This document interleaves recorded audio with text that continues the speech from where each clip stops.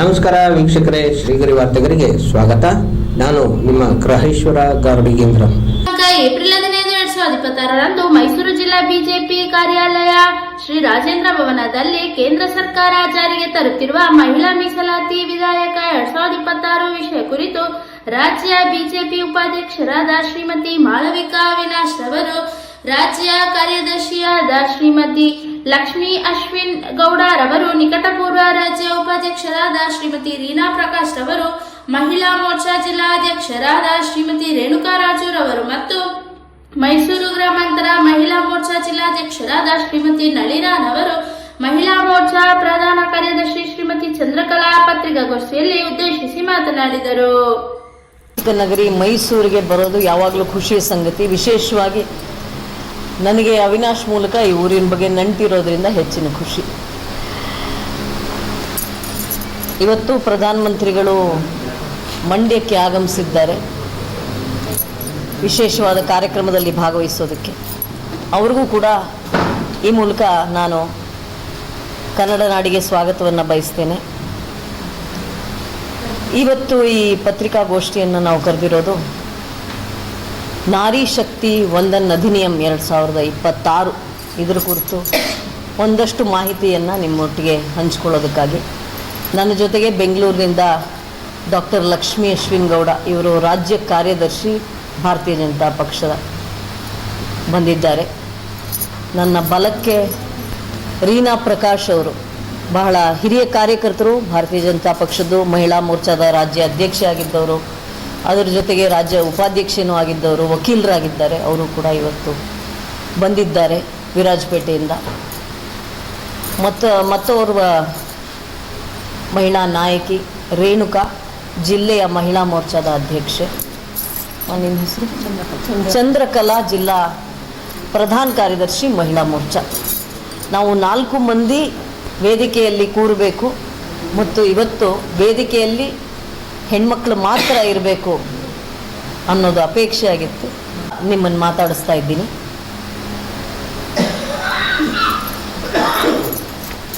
ಸಾವಿರದ 1952ರಲ್ಲಿ ಮೊದಲ ಸಾರ್ವತ್ರಿಕ ಚುನಾವಣೆ ನಡೆಯುತ್ತೆ ಭಾರತದಲ್ಲಿ, ಸ್ವತಂತ್ರ ಭಾರತದಲ್ಲಿ. ಆ ಚುನಾವಣೆಯಲ್ಲಿ ಯೂನಿವರ್ಸಲ್ ಫ್ರ್ಯಾಂಚೈಸ್ ಅನ್ನೋದು ಇರುತ್ತೆ. ಅಂದರೆ ಎಲ್ಲರೂ ಸಮಾನವಾಗಿ ಮತದಾನದ ಹಕ್ಕನ್ನು ಚಲಾಯಿಸಬಹುದು ಅನ್ನುವಂಥದ್ದು.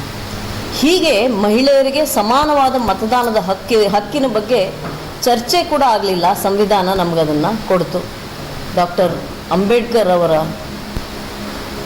ನೇತೃತ್ವದಲ್ಲಿ ನಡೆದಂತಹ ಕಾನ್ಸ್ಟಿಟ್ಯೂಯೆಂಟ್ ಅಸೆಂಬ್ಲಿ ಇರಬಹುದು, ಡ್ರಾಫ್ಟಿಂಗ್ ಕಮಿಟಿ ಮೀಟಿಂಗ್ಸ್ ಇರಬಹುದು, ಎಲ್ಲೂ ಕೂಡ ಇದು ಚರ್ಚೆ ಕೂಡ ಬರಲಿಲ್ಲ. ಮಹಿಳೆಯರಿಗೆ ಸಮಾನವಾದ ಅಧಿಕಾರ ಇರಬೇಕು ಅನ್ನೋದು ಇಟ್ ವಾಸ್ ಎ ಟೇಕನ್.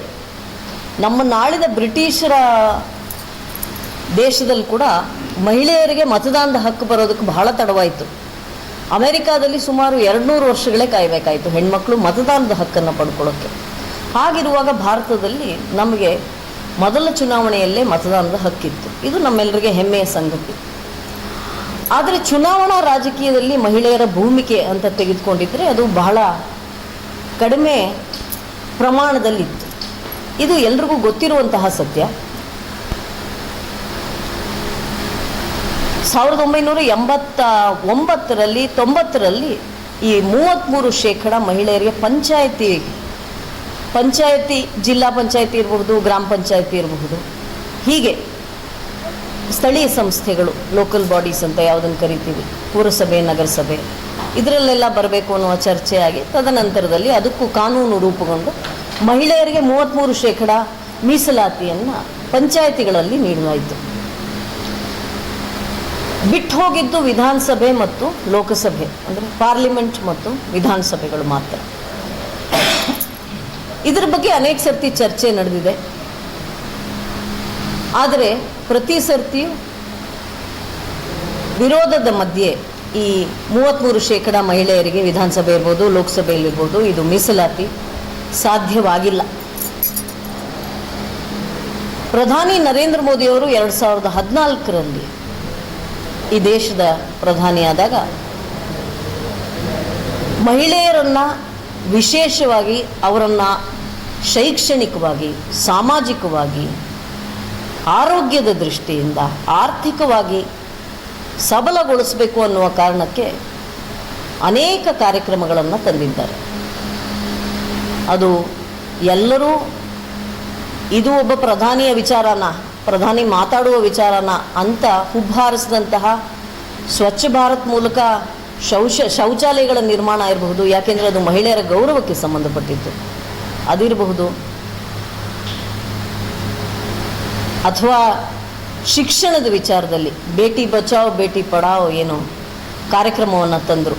ಬೇಟಿ ಬಚಾವ್ ಅನ್ನುವಂಥದ್ದು ಮಹಿಳಾ ಮಕ್ಕಳ, ಅದರಲ್ಲೂ ಜನನದಲ್ಲೇ ಹೆಣ್ಮಕ್ಕಳನ್ನು ಕೊಲ್ಲುವಂಥದ್ದು, ಅದೊಂದು ನಮ್ಮಲ್ಲಿ ಒಂದು ದೌರ್ಭಾಗ್ಯದ ಒಂದು ಸಂಗತಿ ನಡೀತಾ ಇತ್ತು. ಅದನ್ನು ತಡೆಯೋದಕ್ಕಾಗಿ ಬೇಟಿ ಬಚಾವ್, ಅದಾದಮೇಲೆ ಬೇಟಿ ಪಢಾವ್, ಹೆಣ್ಮಕ್ಕಳಿಗೆ ಶಿಕ್ಷಣ ಸಿಗಬೇಕು ಅಂತ ಮಾಡಿದಂಥದ್ದು.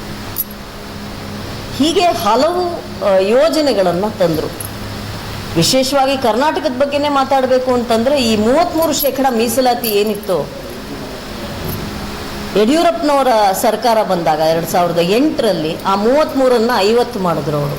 ಸ್ಥಳೀಯ ಸಂಸ್ಥೆಗಳಲ್ಲಿ, ಪಂಚಾಯಿತಿಯಲ್ಲಿ, ಗ್ರಾಮ ಪಂಚಾಯಿತಿ, ಜಿಲ್ಲಾ ಪಂಚಾಯಿತಿಯಲ್ಲಿ ಯಡಿಯೂರಪ್ಪನವರು ಅದನ್ನು 50% ಮೀಸಲಾತಿ ಆಗುವಂತೆ ಮಾಡಿದ್ರು. ಅದರ ಜೊತೆಗೆ ಭಾಗ್ಯಲಕ್ಷ್ಮಿ ಯೋಜನೆ ತಂದಿದ್ದು ಇದೇ ಕಾರಣಕ್ಕೆ, ಈ ಸ್ತ್ರೀ ಭ್ರೂಣ ಹತ್ಯೆ ಏನಿದೆ ಅದನ್ನು ತಡೆಯೋದಕ್ಕಾಗಿ, ಹೆಣ್ಮಕ್ಕಳಿಗೆ ರಕ್ಷಣೆ ಇರಲಿ, ಅವರು ದೊಡ್ಡವರಾದ ಮೇಲೆ ಅವ್ರಿಗೆ ಶಿಕ್ಷಣಕ್ಕೆ ಎಲ್ಲದಕ್ಕೂ ಅನುಕೂಲ ಆಗಲಿ ಅನ್ನುವಂಥದ್ದು. ಅದ್ರ ಜೊತೆಗೆ ಸೈಕಲನ್ನು ಕೊಟ್ಟರು. ಇದೆಲ್ಲವನ್ನೂ ನಾನು ಈ ಗಳಿಗೆಯಲ್ಲಿ ಸ್ಮರಿಸ್ಕೋತಾ ಇದ್ದೀನಿ. ಇದೆಲ್ಲವೂ ಮಹಿಳಾ ಸಬಲೀಕರಣಗಳಲ್ಲಿ ಒಂದೊಂದು ಹೆಜ್ಜೆಯನ್ನು ನಾವು ಹಾಕಿದ್ದೇವೆ. ಪ್ರಧಾನಿ ನರೇಂದ್ರ ಮೋದಿಯವರು ಆರ್ಥಿಕ ವಿಚಾರದಲ್ಲೂ ಕೂಡ ಮಹಿಳೆಯರಿಗೆ ಬೇರೆ ಬೇರೆ ಯೋಜನೆಗಳನ್ನು ಕೊಟ್ಟು ಸಬಲಗೊಳಿಸೋದ್ರಲ್ಲಿ ಅವರು ಯಶಸ್ವಿಯಾಗಿದ್ದಾರೆ. ಅದು ಜನ್ಧನ್ ಇರಬಹುದು, ಅಂದರೆ ಮಹಿಳೆಯರಿಗೆ ಬ್ಯಾಂಕಿಗೆ ಹೋಗೋಕ್ಕಾಗಲಿ, ಬ್ಯಾಂಕ್ನತ್ತ ಹೋಗೇ ಇರಲಿಲ್ಲ ಹೆಣ್ಮಕ್ಳು, ಅವ್ರ ಹತ್ರ ಬ್ಯಾಂಕ್ ಅಕೌಂಟ್ ಇರಲಿಲ್ಲ ಅನ್ನೋ ಕಾರಣಕ್ಕೆ. ಹಾಗೆ ಜನ್ಧನ್ ಇರಬಹುದು, ಮುದ್ರಾ ಯೋಜನೆಗಳಿರಬಹುದು, ಇದೆಲ್ಲವೂ ವಿಶೇಷವಾಗಿ ಮಹಿಳೆಯರಿಗೆ ಮಾಡಿದಂತಹ ಅನೇಕ, ಮಹಿಳಾ ಸಬಲೀಕರಣಕ್ಕಾಗಿ ಮಾಡಿದಂತಹ ಅನೇಕ ಯೋಜನೆಗಳು. ಅದರಲ್ಲಿ ವಿಶೇಷವಾಗಿ ಮಹಿಳೆಯರು ಲಾಭವನ್ನು ಪಡೆದಿದ್ದನ್ನು ನಾವು ನೋಡಿದ್ದೀವಿ. ಇಲ್ಲಿ ಉಲ್ಲೇಖ ಮಾಡಬಹುದಾದಂತಹ ಒಂದು ವಿಷಯ ನನಗನ್ಸುತ್ತೆ, ಈ ಪ್ರಧಾನಮಂತ್ರಿ ಆವಾಸ್ ಯೋಜನೆಯಲ್ಲಿ ಸಾಮಾನ್ಯವಾಗಿ ಮನೆಗಳನ್ನು ಕೊಡ್ತಾರೆ, ರೂರಲ್ ಹೌಸಿಂಗ್ ಮಾಡ್ತಾರೆ, ಅರ್ಬನ್ ಹೌಸಿಂಗ್ ಮಾಡ್ತಾರೆ. ಯಾರು ಬಡವರು ಇರ್ತಾರೆ, ಬಡತನದ ರೇಖೆ ಕೆಳಗಡೆ ಇರ್ತಾರೆ ಅವರಿಗೆ. ಅದರಲ್ಲಿ ವಿಶೇಷವಾಗಿ ಮೋದಿಜಿ ಕಂಡುಕೊಂಡಂತಹ ವಿಷಯ, ಮಹಿಳೆಯರ ಹೆಸರಲ್ಲಿ ಮನೆ ಕೊಟ್ಟರೆ ಅದು ಮನೆ ಸುಭದ್ರವಾಗಿರುತ್ತೆ, ಅದು ಬೇರೆ ಯಾವುದೇ ದುರ್ಬಳಕೆ ಆಗೋದಿಲ್ಲ ಅನ್ನುವ ಕಾರಣಕ್ಕೆ ಮಹಿಳೆಯರ ಹೆಸರಲ್ಲೇ ಮನೆಗಳನ್ನು ಕೊಡೋಕ್ಕೆ ಶುರು ಮಾಡಿದ್ರು. ಇದು ಒಂದು ರೀತಿಯ ವಾತಾವರಣವನ್ನು ನಿರ್ಮಾಣ ಮಾಡೋದಕ್ಕಾಗಿ, ಮನೆಯನ್ನು ಮಾತ್ರ ಅಲ್ಲ, ಅವರು ಕೆಲಸ ಮಾಡುವ ಕ್ಷೇತ್ರದಲ್ಲೂ ಲೀಡ್ ಮಾಡಬಹುದು, ಅವರು ನಾಯಕತ್ವವನ್ನು ವಹಿಸಬಹುದು ಅನ್ನುವ ನಿಟ್ಟಿನಲ್ಲಿ ಮಾಡಿದಂಥದ್ದು. ಅದು ಸ್ವಸಹಾಯ ಸಂಘಗಳನ್ನ ಹೆಚ್ಚಿಸಿರ್ಬೋದು. ಹೀಗೆ ಅನೇಕ ಯೋಜನೆಗಳಿದೆ, ಹಲವಾರು ಯೋಜನೆಗಳು. ವಿಶೇಷವಾಗಿ ರಾಜಕೀಯವಾಗಿ ಮಹಿಳೆಯನ್ನು ಸಬಲೀಕರಣ ಮಾಡೋದಕ್ಕಾಗಿ ಮಾಡಿರುವಂಥದ್ದು ಈ 33% ಮೀಸಲಾತಿ ಅನ್ನುವಂಥದ್ದು.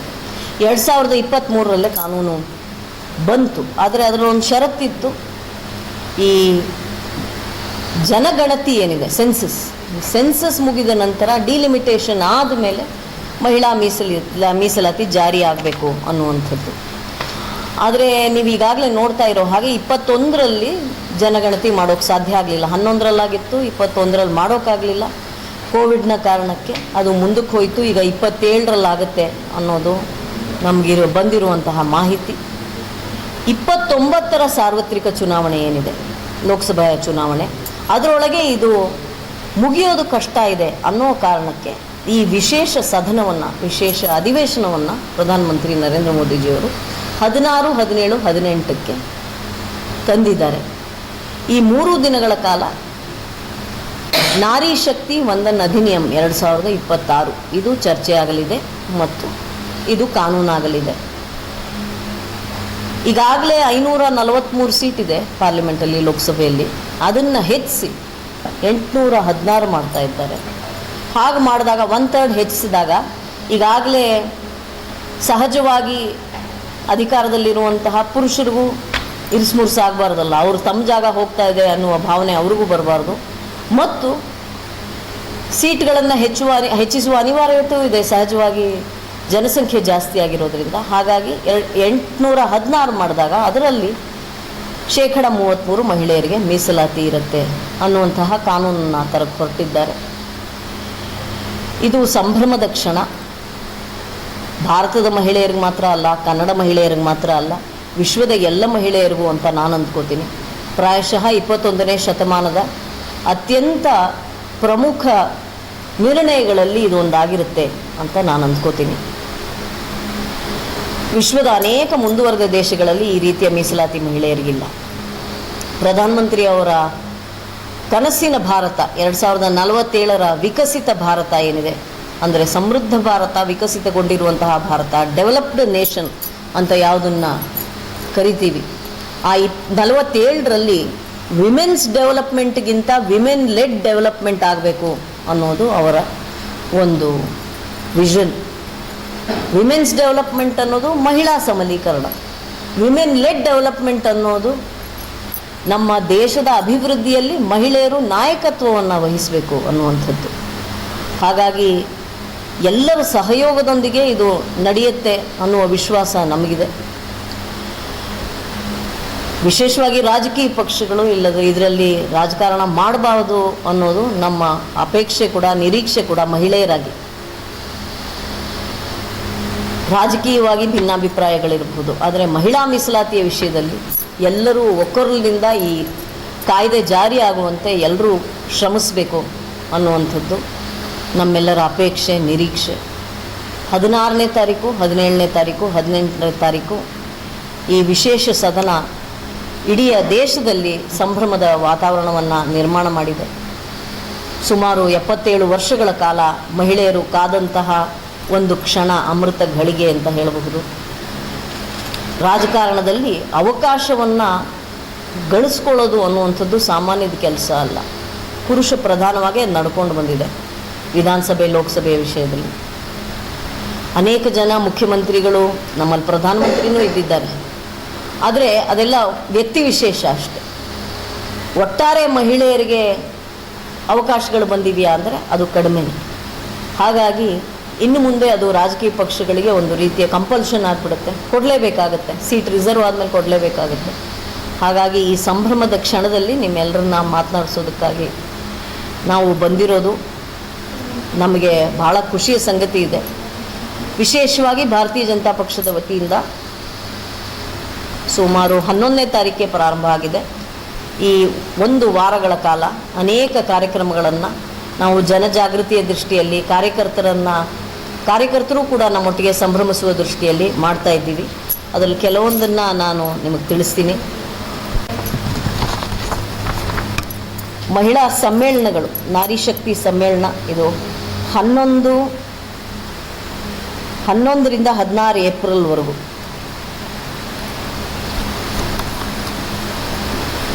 15 ಸ್ಥಳಗಳಲ್ಲಿ ಈ ನಾರಿ ಶಕ್ತಿ ಸಮ್ಮೇಳನಗಳು ನಡೆಯಲಿವೆ. ಆಮೇಲೆ ನಾರಿ ಶಕ್ತಿ ಪಾದಯಾತ್ರೆ, ಇದು ಕೂಡ ನಾರಿ ಶಕ್ತಿ ಪಾದಯಾತ್ರೆ ಇದು ಕೂಡ ನಡೆಯಲಿದೆ 15, 16. ಅದೇ ರೀತಿ ಬೈಕ್ ಮತ್ತು ಸ್ಕೂಟಿ ರ್ಯಾಲಿಗಳು, ಇದು ವಿಶೇಷವಾಗಿ ಯುವಕರು ಮಾಡುವಂಥದ್ದು. ಇದು 13ರಿಂದ 16ರವರೆಗೂ. ನಾನು ನಮ್ಮ ರಾಜ್ಯದ ಪಟ್ಟಿಯನ್ನು ಓದ್ತಾ ಇದ್ದೀನಿ. ದೇಶಾದ್ಯಂತ ಈ ಕೆಲಸ ಭಾರತೀಯ ಜನತಾ ಪಕ್ಷದ ವತಿಯಿಂದ ಎಲ್ಲ ಕಡೆ ನಡೀತಾ ಇದೆ. ಇದರ ಜೊತೆಗೆ ಜಾಗೃತಿ ಲೇಖನಗಳ ಮೂಲಕನೂ ನಾವು ಮೂಡಿಸ್ತಾ ಇದ್ದೇವೆ. ಗೋಡೆಯ ಬರಹಗಳು, ಮಾನವ ಸರಪಳಿ, ಹೀಗೆ ಸಾಮಾಜಿಕ ಮಾಧ್ಯಮವನ್ನು ಅಳವಡಿಸ್ಕೊಂಡು, ಸೋಷಿಯಲ್ ಮೀಡಿಯಾನ ಅಳವಡಿಸ್ಕೊಂಡು ವಿವಿಧ ಕಾರ್ಯಕ್ರಮಗಳು, ಹೀಗೆ ಅನೇಕ ಕಾರ್ಯಕ್ರಮಗಳನ್ನು ನಾವು ಹಮ್ಮಿಕೊಂಡಿದ್ದೀವಿ. ಇದರಲ್ಲಿ ವಿಶೇಷವಾಗಿ ಒಂದು ನಂಬರ್ನ ಕೊಟ್ಟಿದ್ದಾರೆ. ಇಲ್ಲಿಲ್ಲ ನಂಬರ್, ಇದೆಯಾ? ಹಾಂ, ಈ ನಂಬರು 9667173333 9667173333. ಹೀಗೆ ಈ ನಂಬರ್ಗೆ ತಮ್ಮ ಅನುಮೋದನೆಯನ್ನು ತಿಳಿಸೋದಕ್ಕಾಗಿ ಎಲ್ಲರೂ ಮಿಸ್ಡ್ ಕಾಲ್ನ ಕೊಡಬೇಕು ಅನ್ನೋದು ಕೂಡ ನಮ್ಮ ಅಪೇಕ್ಷೆಯಾಗಿದೆ. ಇದು ಇಡೀ ರಾಷ್ಟ್ರ ಸಂಭ್ರಮಿಸುವ ಗಳಿಗೆ ಆಗಿರೋದರಿಂದ, ಎಲ್ಲ ಮಹಿಳೆಯರು ಸಂಭ್ರಮಿಸುವ ಗಳಿಗೆ ಆಗಿರೋದರಿಂದ ಎಲ್ಲರೂ ತಮ್ಮ ಸಮರ್ಥನೆಯನ್ನು, ತಮ್ಮ ಸಹಯೋಗವನ್ನು, ತಮ್ಮ ಸಹಕಾರವನ್ನು, ಸಹಭಾಗಿತ್ವವನ್ನು ನೆರವೇರಿಸೋದಕ್ಕಾಗಿ ಈ ಒಂದು ಮಿಸ್ಡ್ ಕಾಲ್ ಕ್ಯಾಂಪೇನ್ ಕೂಡ ನಡೀತಾ ಇದೆ. ಅದ್ರ ಜೊತೆಗೆ ಸಹಿ ಇರಬಹುದು, ಸಹಿಯ ಕ್ಯಾಂಪೇನ್ ಕೂಡ ನಾವು ಮಾಡ್ತಾ ಇದ್ದೀವಿ. ಸಹಿ ಸಂಗ್ರಹ ಪ್ರತ್ಯೇಕವಾಗಿ ಮಹಿಳೆಯರು ವಿಶೇಷವಾಗಿ, ಅದರ ಜೊತೆಗೆ ಎಲ್ಲರೂ ಈ ಒಟ್ಟು ಕೆಲಸದಲ್ಲಿ ನಾವು ಒಂದು ಸಮಾಜವಾಗಿ ದಾಪುಗಾಲನ್ನು ಹಾಕ್ತಾ ಇದ್ದೇವೆ. ಅನೇಕ ಮುಂದುವರೆದ ರಾಷ್ಟ್ರಗಳಲ್ಲಿ ನಡೆದೇ ಇರುವಂತಹ ಒಂದು ವಿಶೇಷವಾದ ಕ್ರಮ, ಒಂದು ವಿಶೇಷವಾದ ಹಕ್ಕು ಮಹಿಳೆಯರಿಗೆ ಅಧಿಕಾರ ಕೊಡಲಾಗ್ತಿದೆ. ಈ ಘಳಿಗೆಯಲ್ಲಿ ನಾನು ನಮ್ಮ ಮಟ್ಟಿಗೆ ಅವರು ಯುಗ ಪುರುಷರೇ. ಯಾಕೆಂದರೆ 21ನೇ ಶತಮಾನದಲ್ಲಿ ಭಾರತ ಈ ಹಿಂದೆ ಕಾಣದಂತಹ ಅನೇಕ ಮಹತ್ತರವಾದ ನಿರ್ಣಯಗಳನ್ನು ಅವರು ಮಾಡಿದ್ದಾರೆ. ಅದರ ಜೊತೆಗೆ ಅನೇಕ ಅಭಿವೃದ್ಧಿಯ ಕೆಲಸಗಳನ್ನು ಅವರು ಮಾಡಿದ್ದಾರೆ. ಹಾಗಾಗಿ ಯುಗ ಪುರುಷರಾದ ನರೇಂದ್ರ ಮೋದಿ ಅವ್ರನ್ನ ಎಲ್ಲ ಮಹಿಳೆಯರ ಪರವಾಗಿ ನಾನು ಈ ಕ್ಷಣದಲ್ಲಿ ಅಭಿನಂದಿಸೋದಕ್ಕೆ ಇಷ್ಟಪಡ್ತೀನಿ. ಮಹಿಳೆಯರು ಇನ್ನು ಮುಂದೆ ರಾಜಕೀಯದಲ್ಲಿ ಅತ್ಯಂತ ಚಟುವಟಿಕೆಯಿಂದ ತೊಡಗಬಹುದು. ಅವರಿಗೆ ವಿಶೇಷವಾದ ಮೀಸಲಾತಿ ಇರುತ್ತೆ. ರಾಜ್ಯದಲ್ಲೂ ಅಷ್ಟೇ ಮುಂಬರುವ ಚುನಾವಣೆಗಳಲ್ಲಿ ವಿಶೇಷವಾಗಿ ಮಹಿಳೆಯರಿಗೆ 33% ಮೀಸಲಾತಿ ಇರುತ್ತೆ. ಅದೇ ರೀತಿಯಾಗಿ ಲೋಕಸಭೆಯಲ್ಲಿ ಸೀಟ್ಗಳು ಹೆಚ್ಚುತ್ತಾ ಇವೆ. ಹಾಗಾಗಿ ಅಧಿಕಾರನೂ ಎಲ್ಲರಿಗೂ ಸಿಗಲಿದೆ. ಈ ಒಂದು ಸಂಭ್ರಮದ ಕ್ಷಣವನ್ನು ನಿಮ್ಮೊಟ್ಟಿಗೆ ಹಂಚಿಕೊಳ್ಳೋದಕ್ಕೆ ನನಗೆ ಬಹಳ ಹೆಮ್ಮೆ ಅನ್ನಿಸ್ತಾ ಇದೆ. ಮತ್ತೆ ಮುಂದಿನ ವಾರ್ತೆಗರಿಯಲ್ಲಿ ಭೇಟಿಯಾಗೋಣ. ಶ್ರೀಗರಿ, ನಿಮ್ಮ ಮನದಾಳದ ಗರಿ. ನಮಸ್ಕಾರ.